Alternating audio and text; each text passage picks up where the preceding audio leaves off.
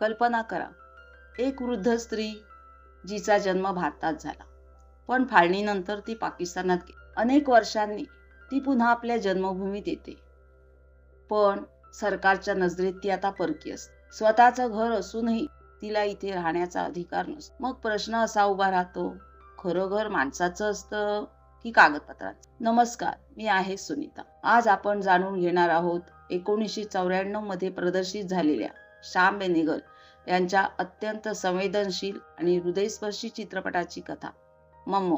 ही केवळ एका वृद्ध महिलेची कथा नाही, तर फाळणीने तुटलेल्या नात्यांची, ओळखीच्या शोधाची आणि माणुसकीची एक असामान्य कहाणी आहे. कथा सुरू होते रियाज नावाच्या एका तरुणाच्या आठवणींमधून. तो आपल्या बालपणीची गोष्ट सांगतो.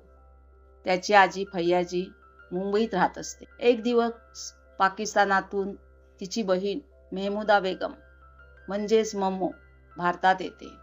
अनेक वर्षानंतर ती आपल्या बहिणीला भेटते.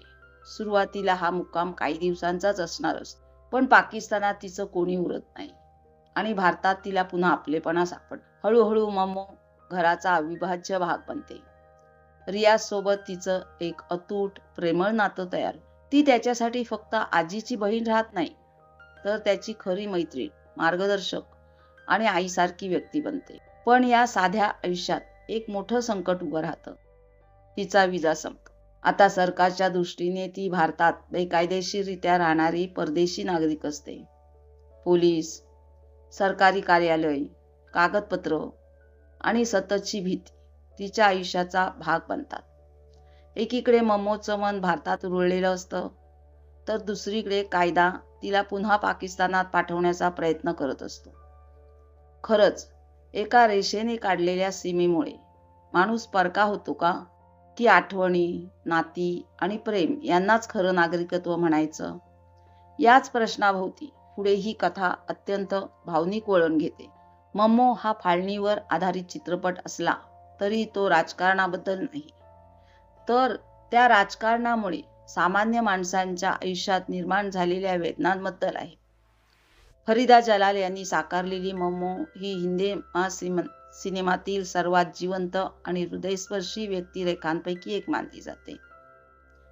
त्यांच्या अभिनयात विनोद आहे, निरागसपणा आहे, हट्टीपणा आहे आणि मनाला चटका लावणारी असहाय्यता देखील आहे.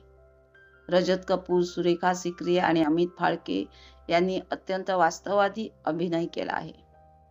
श्याम बेनेगल यांनी कोणताही मोठा ड्रामा न करता साध्या प्रसंगातून माणसांच्या भावना इतक्या प्रभावीपणे मांडल्या आहेत की चित्रपट संपल्यानंतरही मम्मो बराच काळ मनात राहते.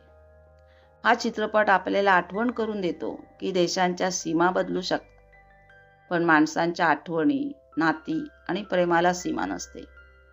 जर तुम्हाला अर्थपूर्ण, संवेदनशील आणि मनाला भिडणाऱ्या भारतीय चित्रपटांचा प्रवास जाणून घ्यायला आवडत असेल, तर सुनीताला नक्की सबस्क्राईब करा. कारण काही चित्रपट केवळ मनोरंजन करत नाहीत, ते आपल्या मनात कायमचं घर करून जातात.